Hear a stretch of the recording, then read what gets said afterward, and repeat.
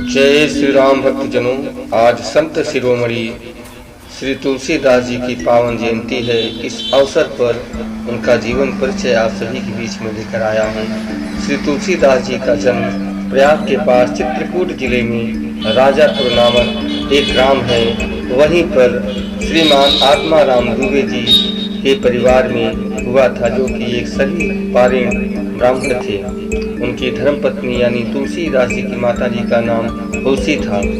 संवत 1556 की श्रावण शुक्ला सप्तमी के दिन अभुक्त मूल नक्षत्र में इन्हीं भाग्यवान दंपत्ति के यहाँ 12 महीनों तक गर्भ में रहने के पश्चात संत शिरोमणि श्री तुलसीदास जी का जन्म हुआ था। जन्म लेते समय उनके नाम से श्री राम राम राम नाम निकला था। उनके मुख में 32 दांत थे। उनका दिल डौल 5 वर्ष के बालक सा था।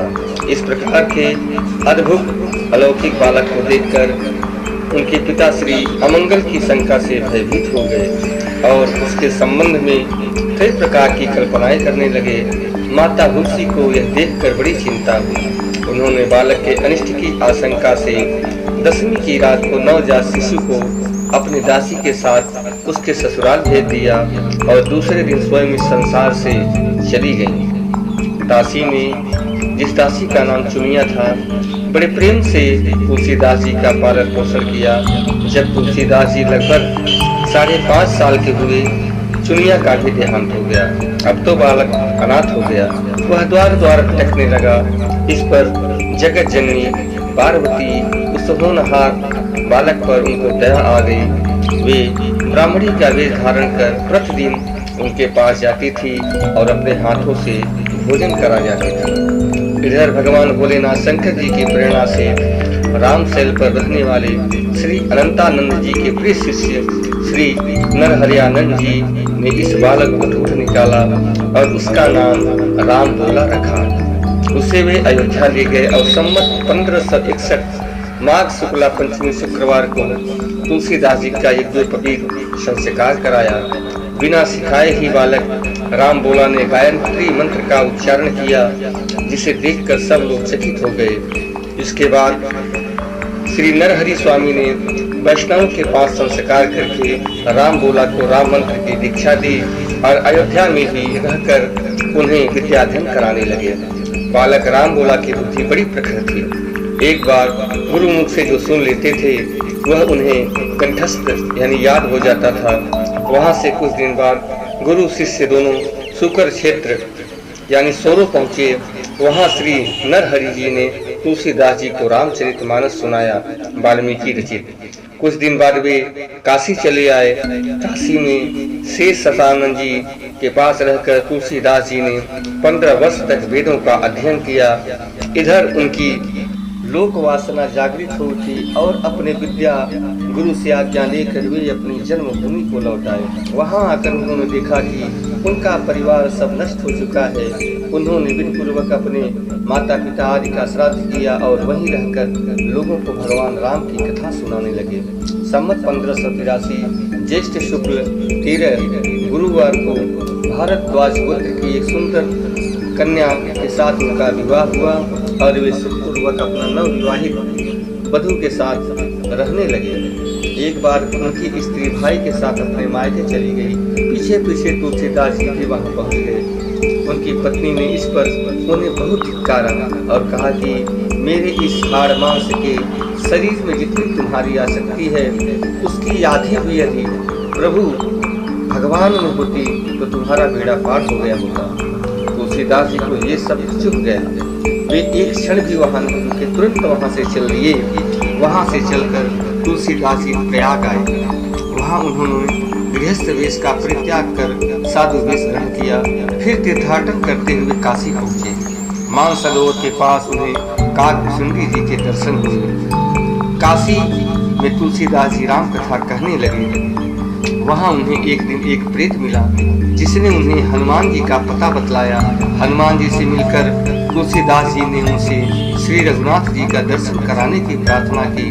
हनुमान जी ने कहा, तुम्हें चित्रकूट में रघुनाथ जी के दर्शन होंगे। इस पर तुलसीदास जी चित्रकूट की ओर चल पड़े। चित्रकूट पहुंचकर रामघाट पर उन्होंने अपना आसन जमाया। एक दिन वे प्रदक्षिणा करने निकले थे। रास्ते में उन्हें श्री राम जी के दर्शन हुए। उन्होंने देखा कि तो बड़े ही सुंदर राजकुमार घोड़ों पर सवार होकर धनुष बाण लिए जा रहे हैं। तुलसीदास जी उन्हें देखकर मुग्ध हो गए, परंतु उन्हें पहचान न सके। पीछे से हनुमान जी ने आकर सारा भेद बताया तो उनको बड़ा पश्चाताप हुआ। हनुमान जी ने उन्हें सांत्वना दी और कहा, प्रातःकाल फिर दर्शन होंगे। संवत 1607 की मौनी अमावस्या के बुधवार के दिन उनके सामने भगवान श्री राम पुनः प्रकट हुए। उन्होंने बालक रूप में तुलसीदास जी से कहा, बाबा हमें चंदन दो।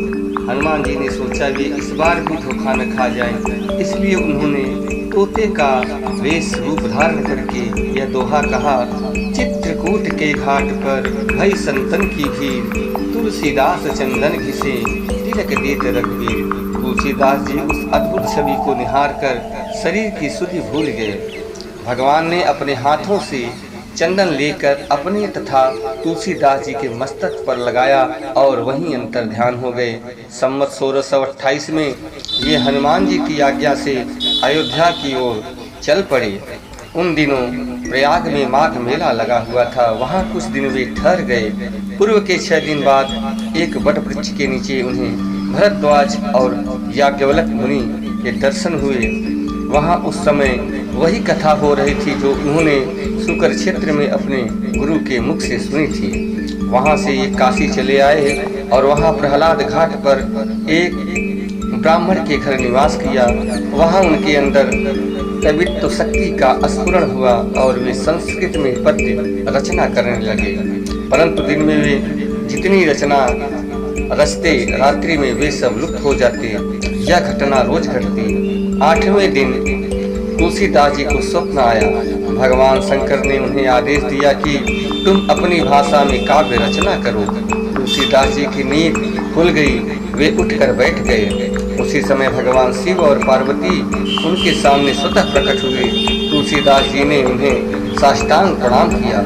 शिव जी ने कहा, तुम अयोध्या में जाकर रहो और हिंदी में काव्य रचना करो। मेरे आशीर्वाद से तुम्हारी कविता साम वेद के समान फलवित होगी। इतना कहकर श्री गौरी शंकर जी अंतर ध्यान हो गए। तुलसीदास जी ने भगवान भोलेनाथ की आज्ञा को सिरोधार कर काशी से अयोध्या चले आए। संवत 1631 का प्रारंभ हुआ। उस साल रामनवमी के दिन प्रायः वैसा ही संयोग था जैसा त्रेता युग में श्री राम जी के जन्म के दिन था। उस दिन प्रातःकाल श्री तुलसीदास जी ने श्री रामचरितमानस की रचना प्रारंभ की। 2 वर्ष 7 महीने 26 दिन में ग्रंथ की समाप्ति हुई। संवत 1633 के मार्गशीर्ष शुक्ल पक्ष में राम विवाह के दिन 7 कांड पूर्ण हो गए। इसके बाद भगवान की आज्ञा से तुलसीदास जी काशी चले आए। वहाँ उन्होंने भगवान विश्वनाथ और माता अन्नपूर्णा को श्री रामचरित मानस सुनाया। रात को पुस्तक श्री विश्वनाथ जी के मंदिर में रख दी। सवेरे जब पट खोला गया तो उस पर लिखा हुआ पाया गया, सत्यम शिवम सुंदरम, और नीचे भगवान शंकर की सही थी, यानी साइन थी। आज के समय में हस्ताक्षर था।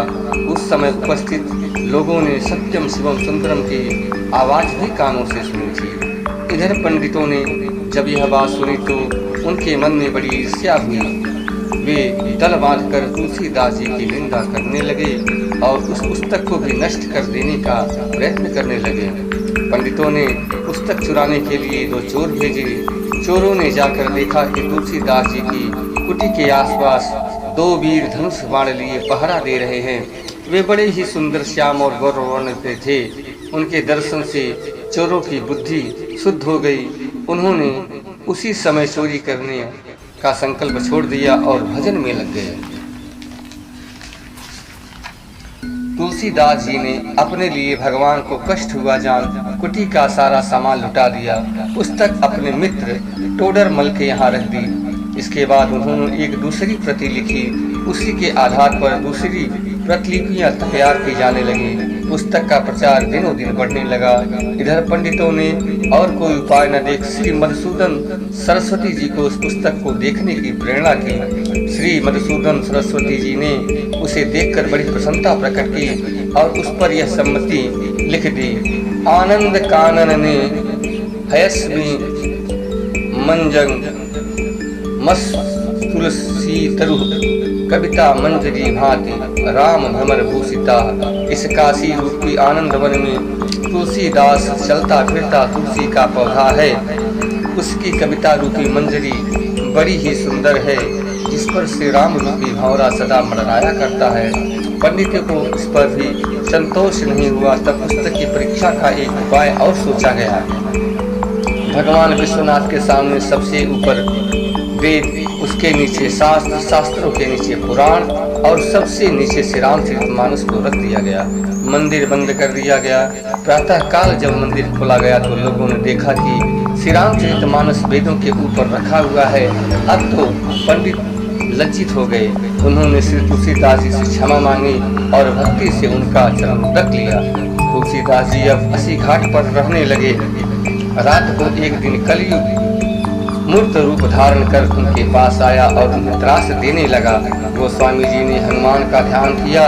हनुमान जी ने उन्हें विनय के पद रचने को कहा। इस पर गोस्वामी जी ने विनय पत्रिका लिखी और भगवान के चरणों में उसे समर्पित कर दिया। श्री राम जी ने उस पर अपने हस्ताक्षर कर दिए और तुलसीदास जी को निर्भय कर दिया। संवत 1680 श्रावण कृष्ण तृतीया शनिवार को अस्सी घाट पर गोस्वामी जी ने राम राम कहते हुए अपना शरीर पर त्याग कर दिया। बोलो जय सिया राम, जय सिया राम, जय सिया राम।